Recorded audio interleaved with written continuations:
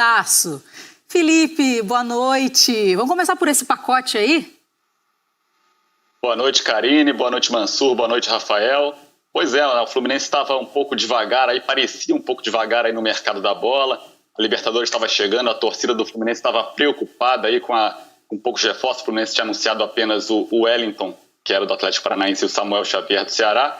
E aí no início dessa semana o Fluminense já traz reforços aí em atacado. 4 reforços ainda não foram anunciados, mas o Fluminense já fechou essas negociações. São eles o Raul Bobadilla, um atacante de 33 anos, argentino, naturalizado paraguaio, com experiência na Europa, passou 10 anos lá na Europa.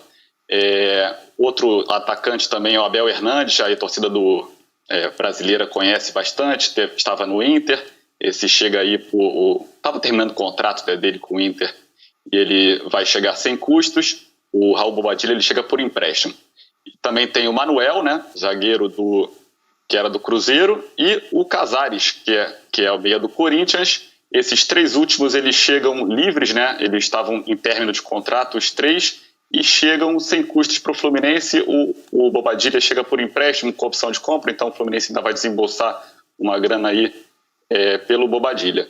Mas são reforços dos 4, né, que eles já disputaram Libertadores na carreira, alguns têm experiências internacionais, então acho que o Fluminense buscou foram jogadores com cancha, né, para encorpar mais o elenco do Fluminense para a disputa da Libertadores, né? E até passo a bola aí para o Mansur e para o Rafael, se algum desses reforços já chegam aí podendo disputar a vaga no time titular ali, no lugar de quem eles poderiam entrar. Mas sabe que eu vou fazer o seguinte, vou só pegar a bola rapidinho aqui, antes de passar direto para eles. Rafa, você e o Mansur fizeram os campinhos do Fluminense depois que saiu esse pacotão de reforços. São muito diferentes?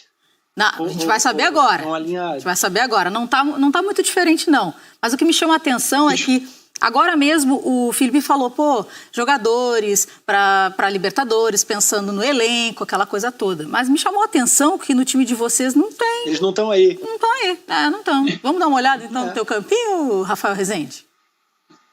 Bora? Bora lá então. Aí, vai falando para nós. Marcos Felipe, Calegari, Nino, Lucas Claro e Egídio já estavam no clube. Sim. Martinelli, Iago Felipe, o Michel Araújo, que tem tido poucas oportunidades, jogado pouco com o Roger até aqui. Nenê e Kaique, que eu acho que vai furar a fila pela qualidade que tem e pelo pouco tempo que vai ficar. E o Fred, se tiver saudável, na frente, né? É o Nenê como quase um segundo atacante próximo ao Fred e 2 linhas de 4 atrás dele sem a bola. Ou seja, nenhum reforço no campo do Rafael Rezende. Então, eu entendo a ideia por trás dessa encorpada de elenco, da experiência dos jogadores, até mesmo quando a gente fala de Abel Hernandes e Bobadilla, eu acho que é exagero que os 2 tenham chegado para essa função de uma opção ao Fred, ainda mais quando você tem no John Kennedy um cara de outra característica, é verdade, mas que pode jogar também no comando de ataque. Então talvez só um deles já fosse suficiente, os 2 têm essa experiência, jogadores rodados, que tem a língua como aliada, tem todos os elogios nesse sentido. Mas eu acho que você encorpa o elenco sem adicionar qualidade ao seu time titular, né? Você está muito mais preocupado com essas questões que circundam uma disputa de Libertadores, e acho que dá profundidade ao elenco, que é importante, mas até que ponto, quando a gente também debate uma utilização maior do que o Fluminense tem de melhor, que são os jogadores da base. Quanto mais eles jogam, quanto mais deles se afirmam, melhor para o Fluminense. E eu acho que essa conta não fecha quando você adiciona um número muito grande de atletas com uma idade mais avançada e que vão tirar espaço de jogadores que poderiam estar recebendo mais minutos dentro da temporada. O Rafa fez um 4-2-3-1 e o Mansur um 4-3-3. Mansur, conta pra gente o teu campinho. Bom, só começar defendendo o meu... Isso aqui é apenas alguém que está sentado em casa, não botou esse time para treinar. O nosso time em geral não vai a campo, é o time do treinador que vai a campo, não é o nosso. Mas enfim, o que me preocupa? Em geral, esse Fluminense, para mim, que começa quase sempre com o Nenê, com o Fred, agora com o Kaique pela direita, ou com o outro homem de velocidade pelo outro lado, tem sido o Luiz Henrique, é um time que impõe aos treinadores uma dificuldade de fazer esse time se equilibrar. Você pergunta, o Wellington, Martinelli e Iago Felipe como um tripé de meio. O que me passou pela cabeça?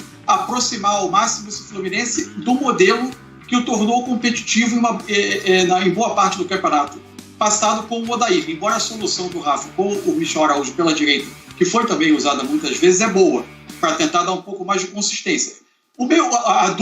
Pensando no 4-2-3-1 que o Roger costuma usar, a dupla que mais me agradaria ver jogar seria Iago e Martinelli. A minha dúvida é se, com as características dos jogadores de frente que o Fluminense tem e os jogadores que vieram, se eles conseguiriam dar sustentação a esse time.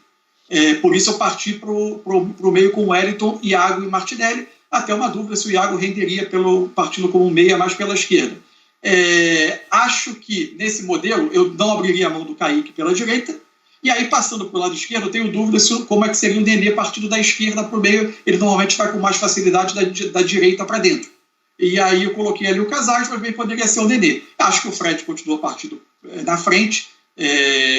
Coloquei a possibilidade do Bobadilla, porque eu acho que é uma questão que vai depender muito do físico.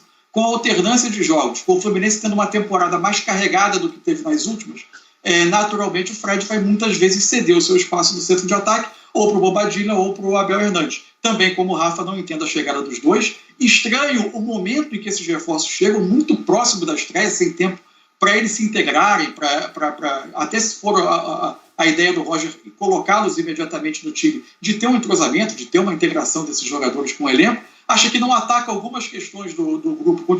Você amplia a quantidade de jogadores acima de 30 anos num elenco que já impõe aos treinadores uma dificuldade de equilibrar os times.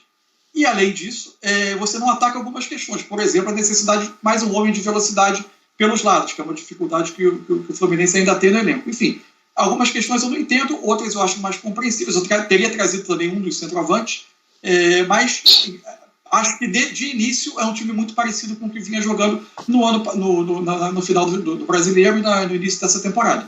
Muito bem, Mansur. Você fez muito bem.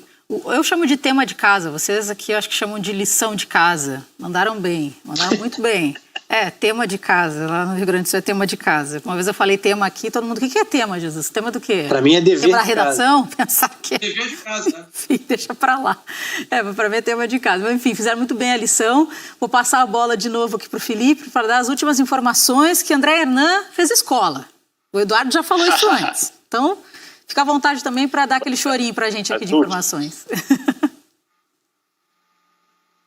As clássicas últimas do André Hernan, né? Então, o Mansur tocou num ponto importante, né? Que o Fluminense traz esses reforços muito perto da estreia da Libertadores, né? O Fluminense estreia na quinta-feira que vem contra o River Plate no Maracanã, o jogo a pedreira, né? E não é só a questão de trabalhar, integrar esses jogadores ao elenco, é de inscrevê-los na Libertadores, né? O prazo para inscrição na Libertadores se encerra nesse sábado, às 7h15, horário de Brasília, e o Fluminense vai ter que correr contra o tempo para inscrever todos esses reforços na Libertadores. Os jogadores já estavam atuando aqui no Brasil, apesar de alguns serem estrangeiros. Vai ser mais fácil, porque eles já estão aqui, já têm visto de trabalho. O que vai ter mais dificuldade para inscrever a tempo é o Raul Bobadilla, que está chegando ainda aqui. Pode ser que tenha uma burocracia aí para conseguir visto. Só que tem uma alternativa que é uma pré-inscrição ali na Libertadores. Ele escreve, não está regularizado, e aí assim que regularizar, ele vai poder participar, talvez a tempo da primeira rodada, ou se não a tempo da primeira rodada, ainda das próximas rodadas dessa primeira fase. Caso perca esses prazos, aí só a partir das oitavas de final. O Fluminense ainda no mercado, né? Talvez até tenha trazido esses reforços muito em cima, porque outras negociações acabaram travando, acabaram não andando, né? Matheus Babi acabou indo para o Atlético Paranaense, o David Duarte do Goiás, o Goiás pediu alto, o Fluminense deu uma recuada na negociação, e tem também o David Braz, né, do Grêmio, que a gente estava falando aí do Grêmio agora há pouco. É um reforço também que o Fluminense está acertado com ele, né? Mas espera o David Braz acertar a rescisão dele com o Grêmio.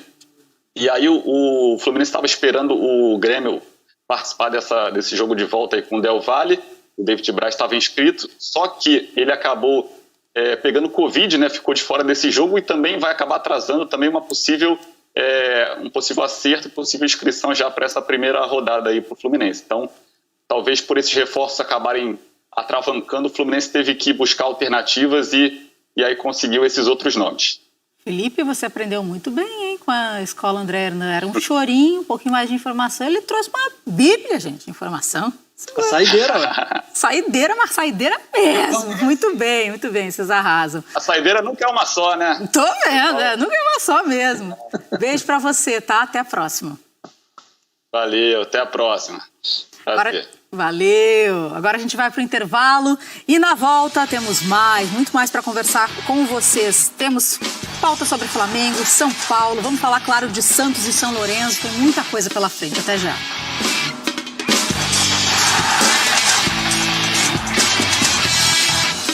Fluminense acertou. O pacote de reforços não serve para colocar no elenco um craque, um super gênio que vai transformar a vida do Fluminense na Libertadores, mas traz experiência e traz número. E a Libertadores se faz muito da vivência, de conhecer o torneio, de saber a malícia, de tentar avançar o Fluminense o mais longe possível no maior torneio de clubes do continente.